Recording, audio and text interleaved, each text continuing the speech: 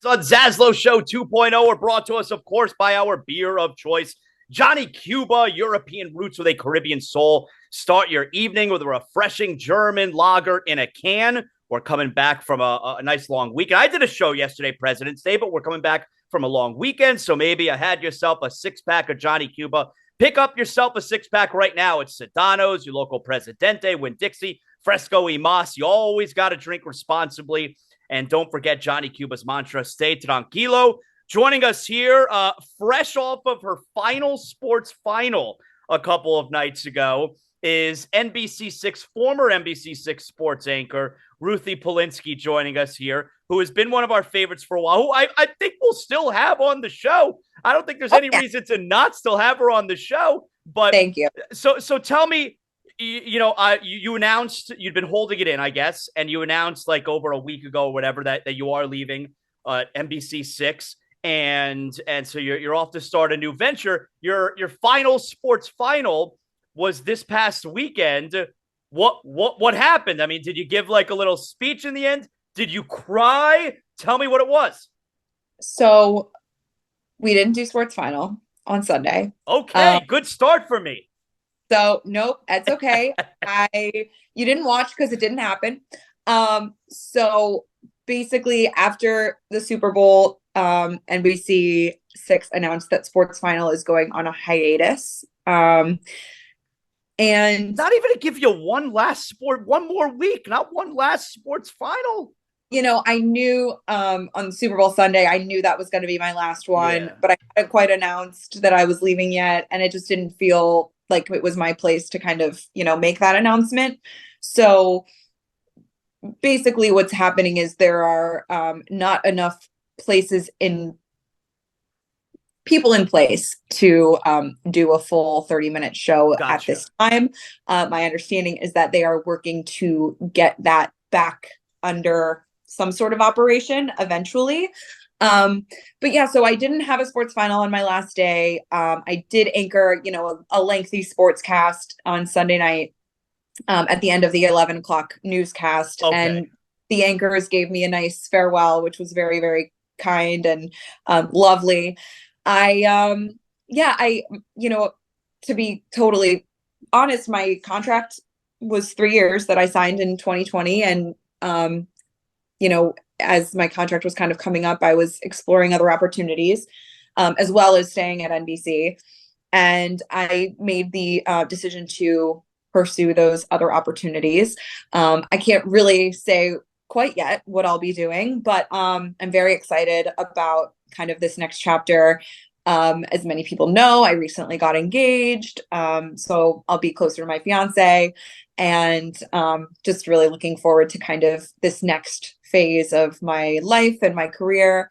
But obviously, very bittersweet, right? I mean, I had such an eventful 3 years here. People who know my story know that I started, my second day on the air at NBC was the night that the NBA shut down for COVID. And I just had a lot of professional and personal challenges over the course of my 3 years here that I'm just so grateful for. Got to cover some unbelievable things that some people never get to cover in their careers. I went with the Heat to the Eastern Conference Finals, and I covered them in the Eastern Conference Finals in the bubble from my living room, which was fascinating.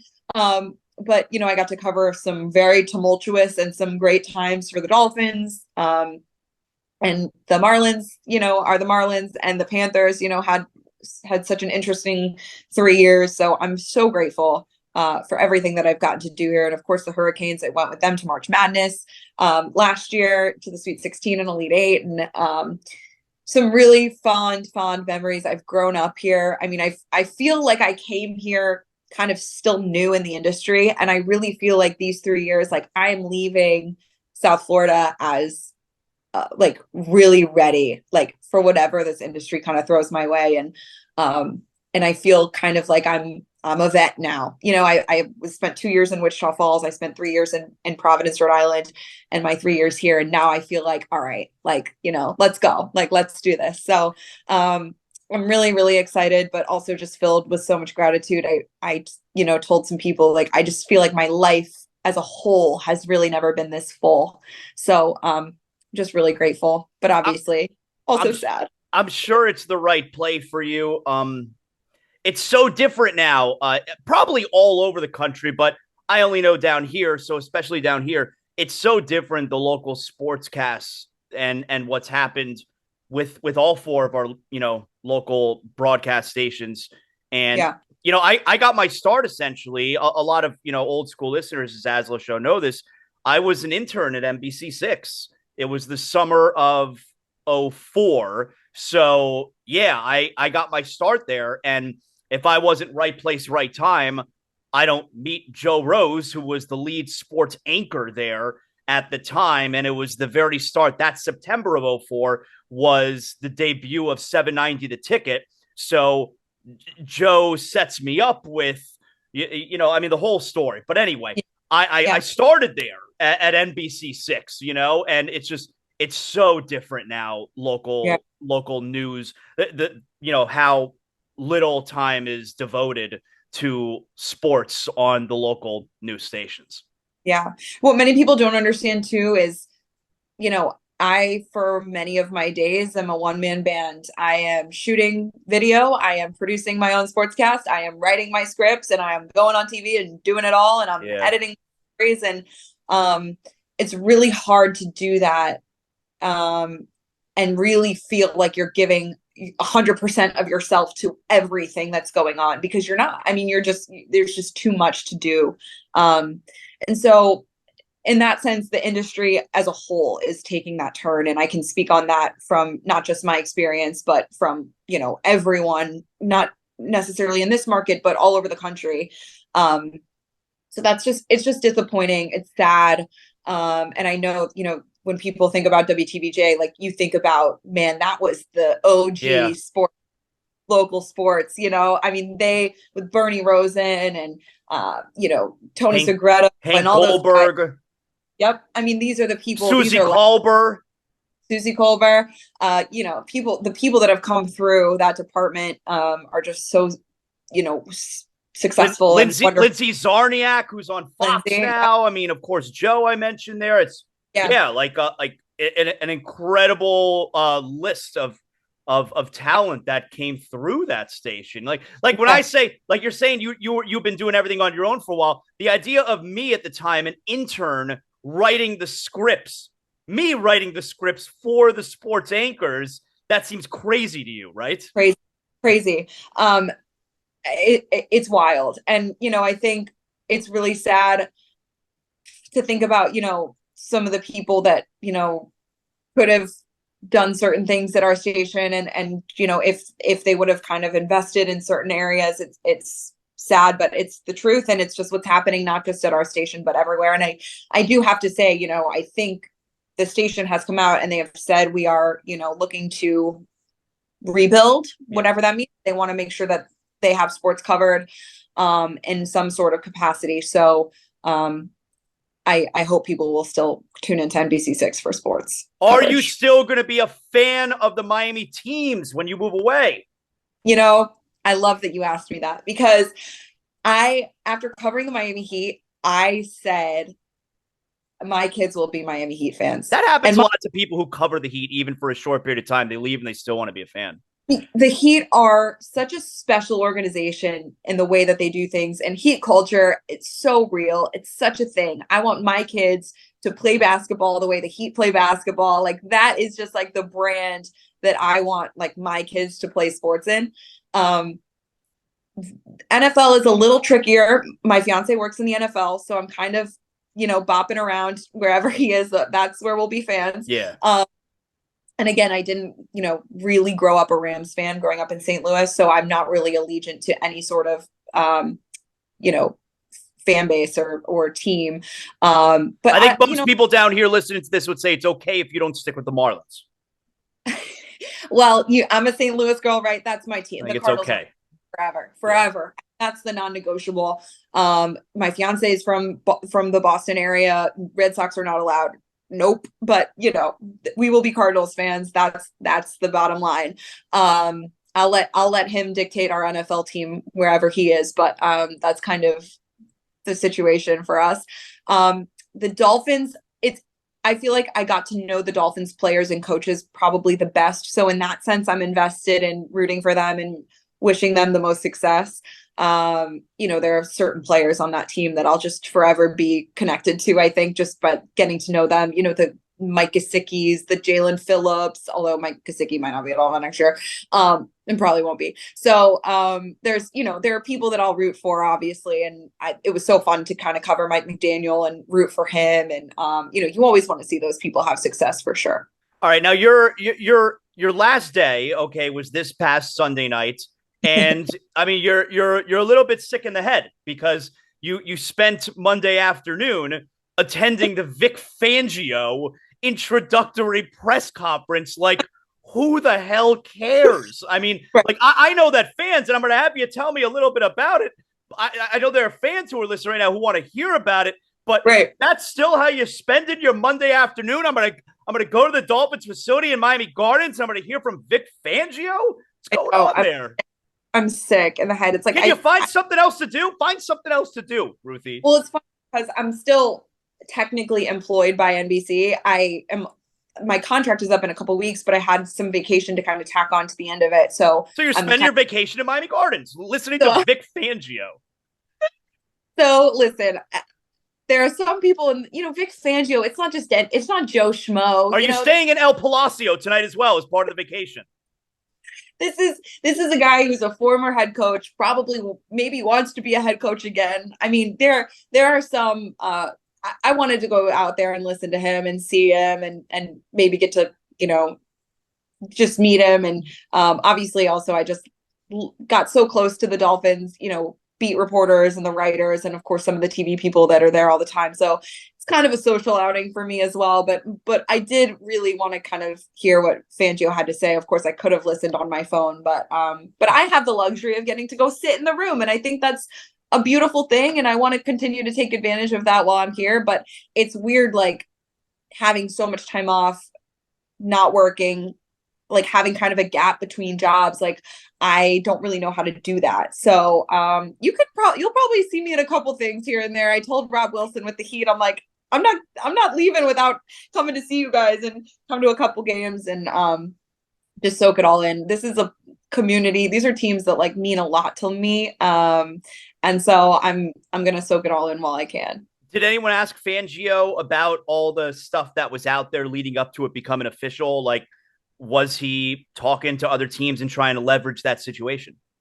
It does sound like he was definitely talking to other teams. I don't know if he was necessarily leveraging. My understanding is that he was working with Philly, so he had to wait until their season was over before he could officially sign, which, not long after the Super Bowl, he did officially sign. So I think that was part of it. But like, he did come out and tell some of the Denver guys like, hey, like nothing's finalized yet, which I thought was interesting. But I think he did want to explore his options. It sounded like I am under the impression that Miami was going to outbid anyone, which is kind of what they tend to do because you can pay. There's no salary cap on coaches, so yeah. They and Mr. Ross doesn't really, what does he care? Right, can't take the money with you when you leave, Ruthie. You can't take it with you. No, so I think there was an element of that, but I think also it was the Philly situation. I don't know if that's really a storyline that he would have run with. The whole saga was weird though. Like the Dolphin fan was obsessed with this. Like, all right, whatever. I mean, if they hire him, cool. And if they and if he decides not to come, then there has to be someone else who could be a good defensive coordinator in the world. Right. I think there definitely was this a fantasy about what this guy can be, and it's almost like weird. It's almost still like need good players. That's all there is to it. Right. You got to get good players. You got to use them the right way. And that's really the bottom line. And that's what people are going to want to see Vic do, this year.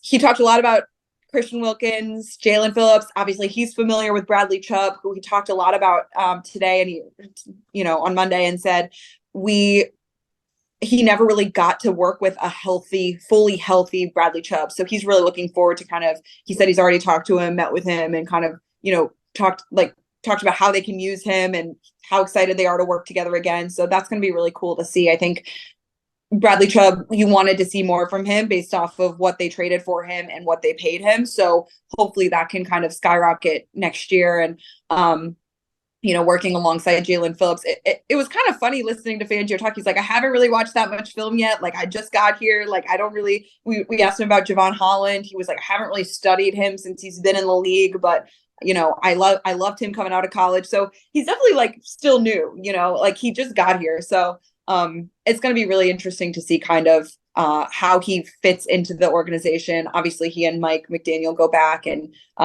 it's really what I think is a huge unspoken storyline about this hire is that Vic Fangio is really going to help Mike McDaniel be a head coach. I mean, this is a guy that's been around the league for so long, and he's really going to kind of be a really nice mentor guiding piece for McDaniel if McDaniel so chooses to use him that way. Because you talk to him and you're like, yep, you were a head coach in this league. He's got kind of that confidence, and that obviously he's been around. He's been coaching, McDaniel said, longer than McDaniel's been alive. So it's a really interesting kind of duopoly, the two of them together. The juxtaposition I think is so interesting. This new, young, fun head coach going, bringing in this old school veteran kind of defensive minded guy to kind of just balance him a little bit. So I think if McDaniel leans on him, it can be so beneficial for him, his growth as a head coach. Did you pay much attention to the NBA All-Star? We're in the middle of the break right now. He'd play again on Friday. Did you pay much attention to the All-Star this weekend? And what was your overall thoughts of the All-Star weekend? Because I thought the weekend was not a good look for the NBA. I thought it was I thought it was a rough look, and it continued, a storyline of players not playing hard and resting. That has been probably the biggest story in the league of the year. I thought it was a bad weekend for the NBA. Yeah, that's interesting. What I love about the All-Star weekend, and really All-Star weekend in any sport, is the personalities that come out, and you see the guys kind of hanging out and vibing, and you see the kind of the friendships that are maybe happening behind closed doors. Like, it's just that for me is like what I love about All-Star weekend. I thought the draft was fun. Like, I thought that was fun. Yeah, I thought that was fun. I especially liked when, because I happened to watch that. I didn't watch a second of the All-Star game. I refused to because I knew what it was going to be like. But I put on the draft. I watched the draft live, and I thought it was funny because it was very fantasy football, where when Giannis selected Morant, when he's not allowed to pick him there, because that happens in every fantasy football draft. So I thought that was really funny. It was really fun. When you watch the game, you're like, all right, this game is literally designed. Jason Tatum's going off. Everyone's just going to give Tatum the ball and let him get the record. Like, that's just what it felt like at a certain point. Like, poor Bam is out there 24 minutes. How many times did he touch the ball? I mean, it was like, not that it was a little like, well, I saw one of Bam's highlights, and I only saw it because Twitter put it out there. Points. Right. He took 2 shots. So I saw one of Bam's highlights where he inbounded the ball to himself by throwing it off Jokic's back. Okay, that's funny. But then he dribbles the ball up the floor to zero resistance and goes all the way to the basket with zero resistance and just easily dunks it with 2 hands. Right. People who are in attendance, they're paying hundreds of dollars to watch this. This is what we're watching. That was embarrassment. That was terrible. You're not going to the All-Star game to watch basketball. You're going to the All-Star game to watch personalities and, get up close and personal with maybe some of the athletes, see the 42-minute halftime or whatever it was. Like, you're there for the show more so than the basketball.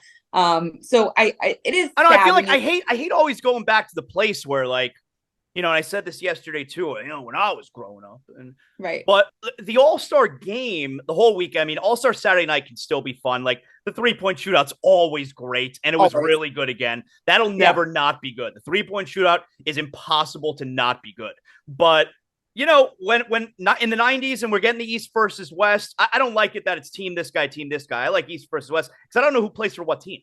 How do I know what team each player's on if it's team Giannis and team LeBron? How the hell do I know? Especially when they're picking the teams 10 minutes before tip-off. But anyway, it was very competitive when I was growing up, and they all played hard the whole game. And now it's like that was bullshit. That the highlights that I saw on Sunday was terrible. And that's why after the game, Mike Malone, who I'm using the air quotes, coached one of the teams, said it was the worst game he's ever watched. it was terrible. I mean, it again, it's the show. And you can't say like, oh, Jason Tatum gets this honor of scoring the most points ever in an NBA All-Star game. Who, first of all, who cares? Second of all, like, there's no defense. Like, you're literally going and just shooting the ball. Obviously he was hot and it was like unbelievable. And he just like couldn't miss a shot at a certain point. But go watch these guys. Like, they're professional. I love explaining this to people who don't really understand. They're professional basketball players. Go watch these guys in practice when no one's guarding them. Right. You know, a player like Jason Tatum is like a 40% three-point shooter in the NBA. If you go watch him unguarded in practice, right, he's making 9 out of 10. Right. It's unbelievable. It is fun. I think the personality, like you see Jaylen Brown guarding Jason Tatum, but then you're talking about Jaylen Brown's out there in the face mask, but he's not going to play for another couple weeks with the Celtics. So it's like, it's this weird. We haven't seen LeBron play in weeks. I mean, LeBron broke the career scoring record, and he has more pregame ceremonies than he does minutes. And then all of a sudden he's out there for the All-Star game, you know? I thought Mac McClung with the dunk contest, good for him, you know? But here's the thing, Ruthie, and it's not his fault. Good for him. He's not in the NBA. He's in the G League. He's a G Leaguer. So these NBA players, they never play during the regular season. They don't do the dunk contest. They hardly play in the All-Star game. It was a whole weekend of guys not playing. Right. No, it's in that you're right. It is representative of what's kind of going on, and really the hot talking point of, you know, guys not playing in the NBA. And I think that's really kind of that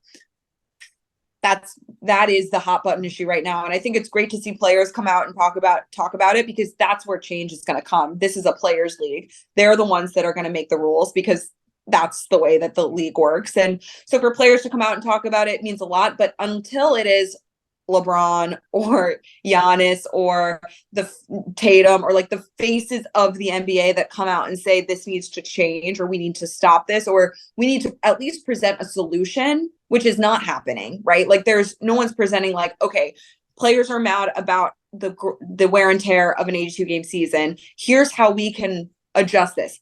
What are some possible solutions? No one's doing that. They're just complaining or sitting out. So there's no real kind of scenario as to how this can be solved. But you're right.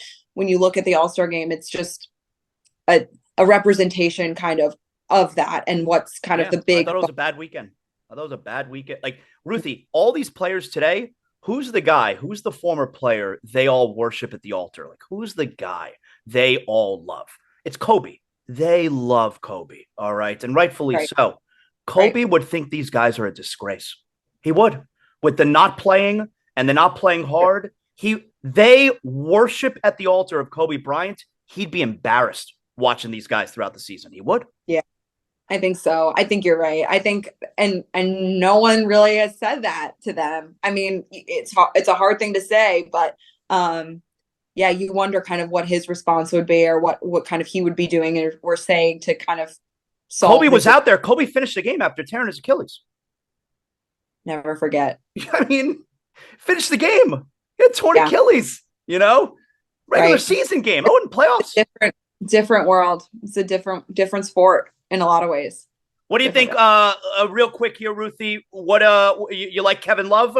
I'm into it. I think it's a perfect signing for the Heat. I'm very into it. It's awesome. There's I said this yesterday. I can't remember who I said this to, but there's something that feels right about seeing him in a Heat jersey. I mean, like seeing all the Photoshop photos. He fits the bill. I think he's exactly he fits a need for the Heat where they can use him. And you know what? Maybe this will be a little bit of a fresh little. I think he's going to give the team a little bit of a jolt. Yeah, a little rejuvenation for him and for the team. He's a stand-up guy. You know, he's going to buy in. Teammates love him. He's always been a good locker room guy. Yeah, I love it. I think it's a great signing. I think it's going to be really fun for this team, and I think they got better. Yeah. What have we seen any good movies lately, or are we picking up any new shows on Netflix? Okay, I read the book Fleischman's in Trouble. Okay, and there's the show, and that's with Jesse Eisenberg and what's her name? I forget who plays Claire Danes from Mean Girls when she was young in Mean Girls. Who was The girl that plays. Oh my God, I'm that blanking plays on the her. wife? Oh no, yes, but the girl that plays the friend, she's the narrator. Oh, I'm not Livy. even aware who that is. Oh, okay, I Okay, know who you're talking about. Yes, yes, yeah. yes. Okay, so they're and Seth from the OC. Oh, okay, okay, all right. He plays. Oh, I He love plays. the OC. Okay, so let me tell you, my friend told me to read the book before watching the show, and I'm so glad I did. And I don't have a ton of time to read, but for some reason, I kind of flew through this book. I was traveling a lot. I was on the airplane and, doing all these things. And I loved the book. I really loved it. And it was a quick read, and there's a lot of drama, and, it's kind of a fun novel.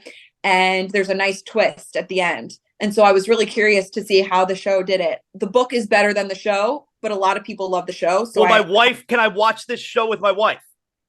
Yeah. Oh, Because yeah. we don't have the same taste. Like I every show that I want to watch, my wife not necessarily going to be invested in, So I got to find shows that both of us can watch together. Not, there's a lot of dark humor in it. It's a little dark. Like the overarching theme is kind of about like how like marriage is like a failed system in a lot of ways, but there's interesting, it's a very kind of unsettling ending, but it's well done, and I think Okay. people really enjoyed it. It's We just not. finished watching Suits. We got through all 9 seasons like last week. We Oh, finally love it. finished Suits. We loved it, but we finally Yeah. finished, so we need a new show now together. All right, this is quick. It's just a couple episodes, one season. I think Okay. you guys would like it. It's dark, but it's relevant, and there's it's good acting, and it's not a show that you're going to sit there and feel great about your life. I mean, it's a little depressing, but it's good. I can handle that. Okay. All right. Any movies? Have you seen any good movies? No, but I'm dying to see 80 for Brady. Really? dying to see it. And obviously, I love Tom. I like covered Tom, and I want to see it. And there are obviously people in that show that I know and covered. And I think the women are so cute, and it just looks like it's a happy movie that I want to see. I feel like I need. All right. What There else? you go. What else should I see? I mean, I saw Puss in Boots a couple weeks ago. It's good. Okay. I don't know if you're going to go to the theater to see Puss in Boots, but we did. No. Saw No, Ant-Man and the Wasp, Quantumania. Not up your alley. You're losing me here. Yep, not up your alley. That's okay. Ruthie, we will certainly have you on again. Perfect. Congratulations with everything that's coming up next. I know it's going to be good. Did we leave anything out? Is there anything else that you need to say?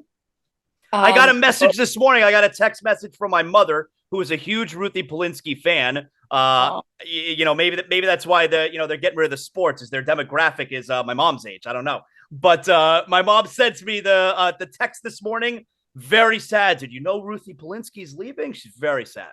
Oh, really sweet. Well, send her my love. I hope one day I will be on her TV screen again. How about that? Okay. All right. Now she's not moving. Okay. You would have to be doing something. She's not going anywhere. Well, national. Okay. Oh, okay. That's a good point. Manifesting, right? So all right. I hope that, and well, that's all I'll say. Okay. All right. Very good. Ruthie, excellent job. Always love having you on. Good catching up. Thanks, Zaz. Appreciate you.